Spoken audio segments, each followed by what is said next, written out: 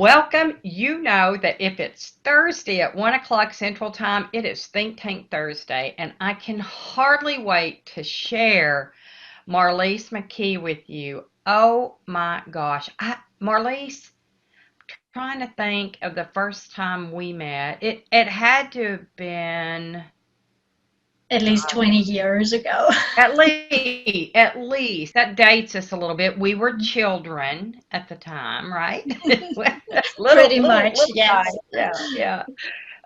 You were the executive director for, or executive Assistant. assistant to a fella I worked for. I always tease it's the only company I was ever really fired from, and they wound up being dear friends, and they helped me start my business. Long years ago, and in the last, is it 3 years? Are we 3.5 years in? Yes, we are. Okay. That's about right. I tapped on Joe's shoulder and said, "Hey, can you think about sharing Marlies with me? Our company. I don't know that I probably need a babysitter for darn sure, and I definitely need somebody with your organizational skills and just your thoughtfulness. You're so creative. It's funny. A lot of times you meet somebody that's got that left brain, analytical, organizational thing, and they're not very creative, but you're amazingly creative too, and you're always thinking. There's not a single person in the company that in our company that has the greater good in mind more than you, I think, Marlies. And Wow, so thank you, Marlies is Beth. you're welcome. Marlies is the executive assistant at TrainerTainment, but what we want to talk about today is your magnificent role as our hiring manager, because I don't know if a lot of people know that at TrainerTainment we do a whole ton of hiring. And in the spirit of Think Tank Thursday, I want the audience to know this is not a sales pitch. It's about it. What it's about is hiring and the Mhm. thoughtfulness that goes into hiring and the process that goes into hiring, because I think everybody's going to be in a giant position moving forward to be needing people and needing the right people. But that's one of the things I think that this environment has afforded us, is if we didn't have the right people in the right seat, we can make changes right now, and a little more calmly, maybe. I don't even know. I don't know if anything's calm or not. But anyway, Think Tank Thursday. Thank you, Bowling Music Network, Redemption Plus, and Simnox as our sponsors. They're our digital sponsors, and they sponsor our webinars and our Think Tank sessions. I think we just recently had one of our sponsors on, and I'm happy to share with you all, Marlies.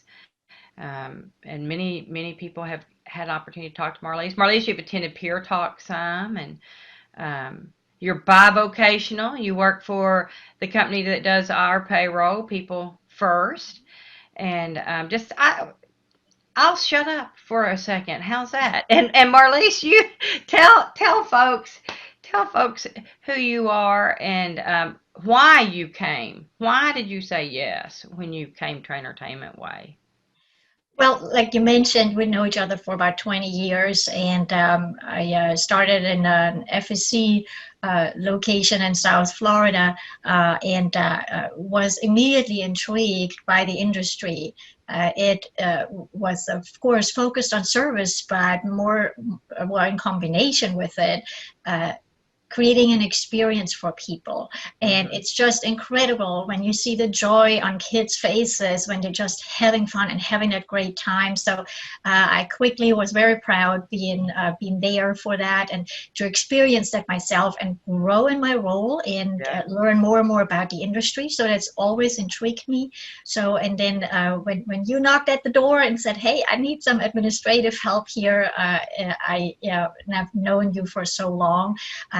I quickly was intrigued by that as well, because on top of what I had already learned, those 20 years being at FEC, I had now an opportunity to learn about coaching and selling and look at that side. So it has given me an incredible learning experience these last 3.5 years. And when the recruiting piece came on board, which I've been doing now for 2.5 years for us, it was another opportunity on top of what I had already learned to just get into that. And what an experience this has been. I mean, it's incredible how sensitive the hiring market is. It feels almost like it's like the stock market. There is a Oh, reaction it's up very and down. reactionary, Yes, to isn't it? everything. So yes, Yeah. and thank you for having me here on Think Tank Thursday. And yeah, I'm ready for your questions, Beth. Good, good. Well, um, full transparency, Marlies has done a great job helping me be organized about this conversation, and so I want to stick to her plan here. I want to honor that plan. So, why do you think? Well, how would you define a proper hiring, and why do you think that the process is so important? Because that's when we had a process. You inherited a process that was in developed as far as I develop things. I'm really good at getting stuff started, and then need somebody like you to really flesh it out. And so, why do you think? What do you mean by proper? Number one, a Mhm. proper hiring process, and why do you think the having a systematic process makes such a difference? Well, really, the key word here is proper, because anybody can hire. Just to put a body in a seat, just to have somebody there at the front desk, because we just need somebody who answers the phone, who greets the customers. So, but then that person may not have the right skill set, may not fit into the team, has a different standard or ethical behaviors, and Mm-hmm. it's just not a productive person. And what happens when you don't have the right person in the right seat, it spreads out. Okay. It could create negativity in the workplace, in the work environment. The team suffers, productivity goes down. So ultimately, it affects your bottom line. Customers may feel it because the person isn't able to properly, handle transactions. So Mm-hmm. skill set may be missing. So that can get quickly very costly, and companies sometimes don't realize that they're losing money that way. And there It's have been terribly studies. expensive. Yeah, terribly expensive to hire and fire and train the wrong Yes, person. yes. There are studies out there that say that staff turnover per position, businesses are spending about $4,000. That's a Mm. lot of money just for having to rehire another person and start over with training. So that's what can quickly get expensive, and that's why the word proper is really a key word here. And putting a system in place, that's just an absolute must to put the right people in the right seat. That's great. That's great. And that 4 grand is more a more frontline employee, not a management position, right? Because it can be in the tens of thousands of dollars Yes, yes, when you because make you a consider management. the salaries. Yes. Yes. Right. Yeah. Yeah. Oh, and I think it takes time. I think it takes time that people don't count on. I think it takes time for people to ramp up. I think sometimes Mhm. we have if your company is the kind of company that moves really fast and expects people to kind of learn on their own and things like that, well, you better hire people who move really fast and Mhm. who really know how to take initiative, so in an interview process, I'm assuming you try to understand what the values are of Mhm. the companies that we're hiring for. Oh, absolutely. And each company, each position is a little bit different. So, and that's one of our customizations that we do for our clients. So I study clients' websites, have strong conversations with the business owner themselves. We go over the positions, what they're looking for. So, and that kind of leads into the process. I think our hiring success is really having a really sophisticated system or process in place that we're strictly following, and it's understanding what kind of candidate we're looking for and how we need to look for that candidate, and then our process in broader terms is that strong client communication. That's what we start out with, and then creating job ads that are standing out to your typical job ads, so that they are attracting candidates that people want to apply for those positions. Then our interviewing techniques, we're asking very unique questions, questions that are geared, of course, towards the position and the job candidate, and job candidates are telling me, wow, that's a question I've never been asked before. That's great, man. You know it's right. You know it's right when they say that, right? Yes. Yeah. And it's interviewing. I mean, this whole hiring experience goes both ways, because I represent our client when I hire somebody, but also you want it to be a great experience for the job candidate, because you want them to feel good about the company they're interviewing for, so that they are even getting more curious about the position and they want to come back for another interview. So awesome. It goes both ways. You in that regard, basically, I'm also creating an experience, a good experience for the job applicant. So that's important. Then we do testing. All our leadership positions are tested with Colby. That is a really fantastic, well-recognized leadership testing platform, similar to DISC, but it goes more into cognitive behaviors, such as how are people doing under risk? Are they risk takers or not so much? How are they following through? And how are they with implementation? And how are they doing with finding facts? So that Colby test tested on leadership positions. Our clients are taking the Colby test as well. And then when we have their results, we match our job candidates' results with their results. So that gives us an indication how well they would fit into the team. Very important part, besides the skills. I love that piece. I love that piece with Colby. They named it appropriately. It's called a right fit, because they need to be a right fit for the position, and they need to be a right fit for that particular business owner style. So their Colby is assessed as well, and you see how that's what I meant by, if you're the kind of company where people move really fast, well, then when you put people in that company who need to move really slow, that might not be a super fit, not for the owner and not for the employee. And so, we really value that a ton. So, right. Well, what I know that from a data tracking, we use ZipRecruiter, and I got mad at ZipRecruiter one year and went to Monster. And so we have a whole year that we use Monster, and the results were not nearly as good. And so we went back to ZipRecruiter.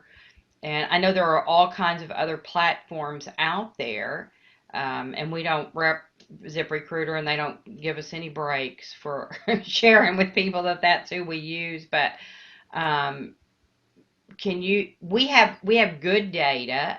You asked me earlier how many years we'd been doing the hiring piece, and we've been doing sales hires, I think, since about 2010.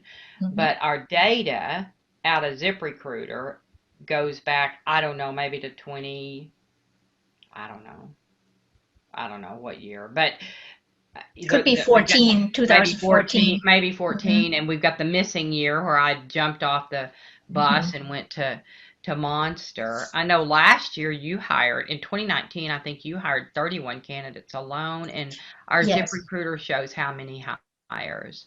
112 companies that we've hired for, but that goes back to 2014. So that's in the database right now. Yes, but last year we filled 31 positions. Half of them were general manager positions, and then the other half was mainly sales positions. We have hired 2 food and beverage managers as well last year and 1 arcade manager. Yes, ZipRecruiter is fantastic because they have a lot of features for a recruiter that are incredibly helpful tools.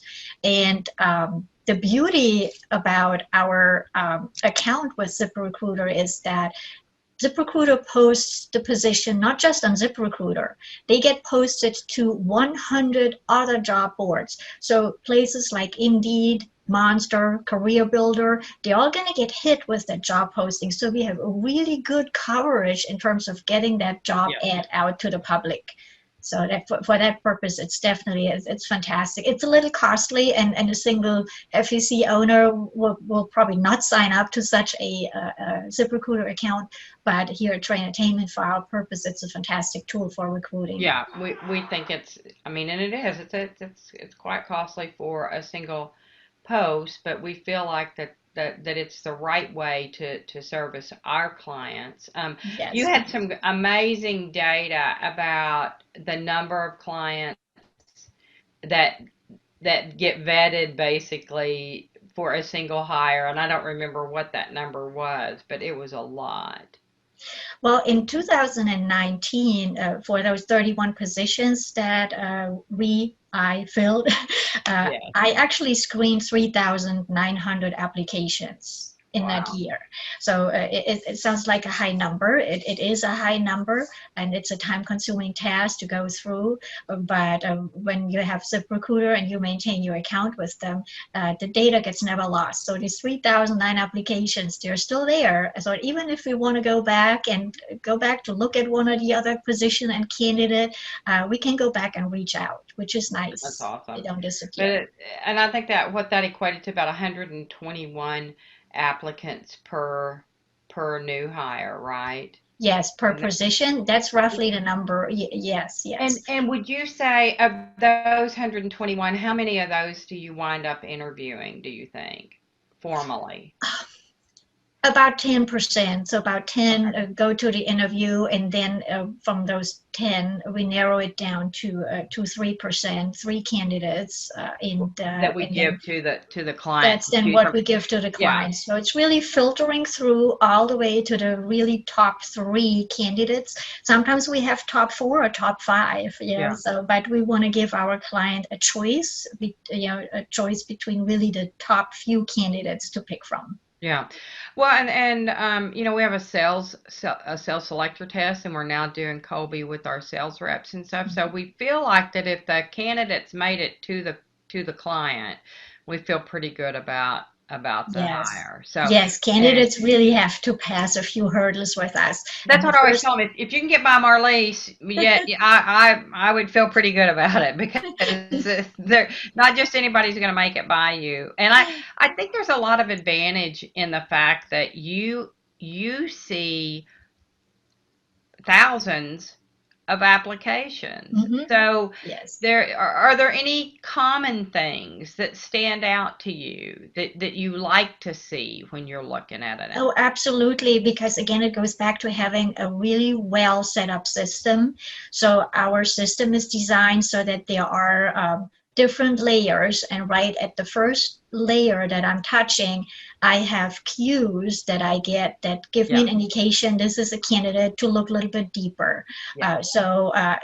First set of screening questions, how they're being answered, that's the first layer. So if the answers are right and giving me the right keywords, I'll take a closer look and take it to a telephone or virtual interview, and when all those questions are answered correctly, I go into the testing phase with the candidate, and then when the candidate passes all the testings and the results come back fine, and then I make a choice and say, yes, this seems to be a really good fit for the position. Then I forward them to our client, and then the client will interview them in person, and then decide if they want to go forward with the candidate and hire them or not, or take the next one, take a look. That's great. That's great. Well, I know as a business owner, that would be a tremendous gift to not have to do all the digging, and it's you're so thorough and you're so patient, and I don't know when it's in your hands, and that's kind of the way. I mean, you're the kind of team member that any business would adore having on their team. And I do Thank think you. that the candidates that, well, I think the candidates that get you, candidates that engage us to do hiring for Mhm. them, they definitely get you on their team at that time. And you know, I mean, that's been said of our coaches and everybody. It's just the way we try to show up. I don't Mhm. know how to do it any different. That if Right. somebody's hired us and said, "Will you go to work for us?" Well, if the answer is yes, then we're in an all in. What Exactly. what do you see? What do you see with? I mean, I know hiring had gotten pretty difficult for salespeople. It had gotten very difficult from a financial point of view, and salaries, you know, with the unemployment very low, salaries were going really high. Now, what do you think with the pandemic and everybody? I mean, we have nearly 10% unemployment, and who knows, you know. And I know you're not clairvoyant or a prophet, but what are your predictions? Well, hiring certainly has changed since the pandemic. You know, the job market has slowed down. Many businesses are still on a hiring freeze as we're doing our interview here. And then the few businesses that are hiring, it's tough to find candidates for them because many individuals, they still want to draw from unemployment payment until it runs out. So they're not quite ready to apply. So I would say in terms of candidate application activity, we've seen about a 50% drop. Oh, So wow. instead of interviewing or seeing 120 resumes per posted position, it has trickled down to about 45 to 50 candidates. I'm just stunned Mm-hmm. because I do believe there are probably lots of folks out of work, and I'm not so sure it's just unemployment. I think at this point, especially with the change in the, added bump, people are like their home life is really Mm-hmm. different. Many people have children at home. They need to office from home, and it's crazy. It's going to be a little complicated. The other observation to that I have made is that candidates who want to work, who've been in well higher level positions like a regional sales director Hmm. or regional operational director, multi units in particular, people who have overseen multi unit operations, they are accepting the fact that their position was eliminated during the pandemic and there probably won't be a similar position coming up in the future for them. So Mm. they are downgrading themselves in their career level. It's depressing to them, and they have to work, they want to work. And that is a huge challenge for the recruiter because I need to find a candidate. I want to find a candidate for the long term for our client. So Yes. just because somebody feels, oh, I've been a regional director, okay, I'm accepting this, single unit manager position because I have to, then you know they're probably not going to stay very long. And at that point, it would not make them the right fit for the seat Yeah. because the people we want to hire, we want them to stay in the Yeah. position. So that's very delicate situation, and I have all my antennas up all the time to get those cues. Is the candidate really someone who wants to change their role but stay in that role for a long term? So Yeah. that's a challenge, and not just for recruiting like we're doing it on a professional basis, but also for the single business unit when they are hiring. You got to Yeah. be very, very careful and look for long-term employees. And ask the right questions to find out if what are their That's it. intentions. Yeah, it's interesting because I don't know. I don't even know if I even understand today what long term means, right? It Right. maybe long term means 2 years. this 2 years is really different than the next 5 years or Mhm. whatever. I know what I mean for long term, and it's way more than 2 years. But Yeah. it's real. If there's anything I've learned, and I think I knew it before COVID, but nimbleness, flexibility, creativity. I was talking with somebody yesterday using the word innovation, and I think that that's what we've done Mhm. beautifully with this hiring process. And I say you've done this. This is really your baby, and you've taken a great ownership of it, and just the excellence at which the work is done. I don't think can be Thank you, overstated. Beth. And we always have our clients in mind first. We're serving our clients, and we're representing our clients with everything we do. So whether we do coaching, or sales training, or recruiting for a client, we're putting ourselves in our client's shoes, and Yeah, then really every action, every decision is based on that. No. that's But great. the hiring, what are the predictions? You asked me earlier about that.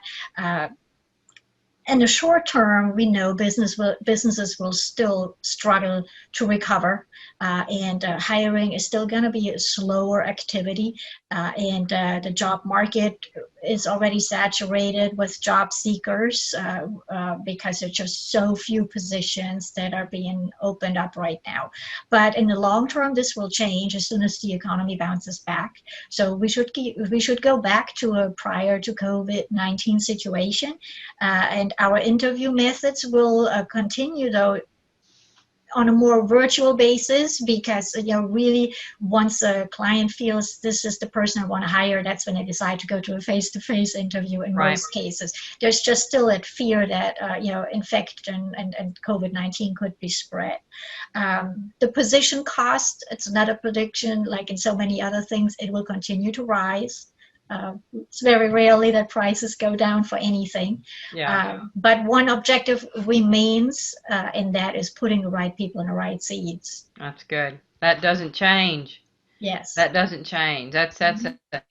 That's an internal and an external goal all the time. Sometimes I don't know that I'm the right person in the right seat, but I can't seem to get fired. I've tried to fire myself time and time again, and I just won't go. No, you're in the right seat, Beth. Don't worry about that. You're perfect Oh, for the seat you're in. well, sometimes it gets a little tight. So anyway, Yeah. well, it's awesome.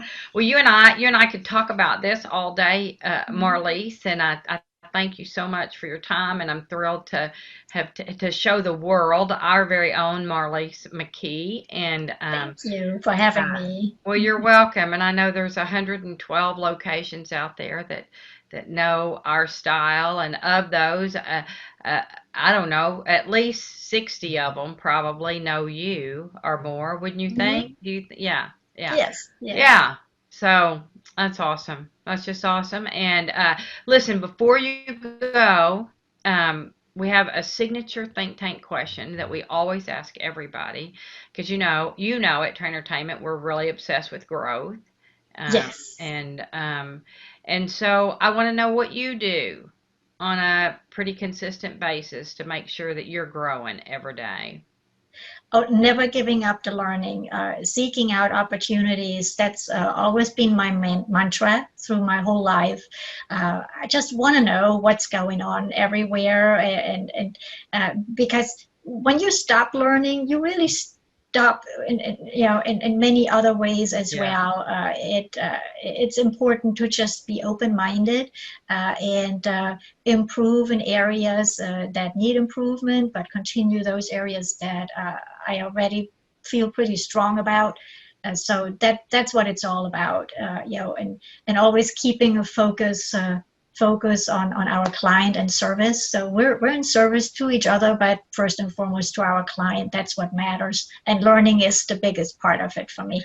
Tell me what's the latest book you're reading, because I know you're an avid reader. And I don't think I've ever mentioned a book that you didn't go ahead and get for yourself nearly. So what's the Oh, last I book you just read? I just started a book that's called "The War on History," Oh, and it's an interesting book. It's addressing the recent developments that monuments are being torn down and uh, public places being renamed for very political reasons, and this book talks about the history of each of those figures and monuments and what's the story behind them, and so I like to learn about our history and what's going on since this country was founded, and there's a lot of learning in that, and seeing how things are changing. It's an eye opener in many ways. oh, great. Very good. Very good. Well, thank you for being in the tank with us today, and My can't wait. pleasure. Yeah, can't wait for folks. If you want more, if you want to know more about our hiring systems, Marlies is, you can see her name there, Marlies at TrainerTainment.net, and she'll be glad to help you straight away. So thank you very much. My pleasure. Thank you for having me, Beth. Thank you.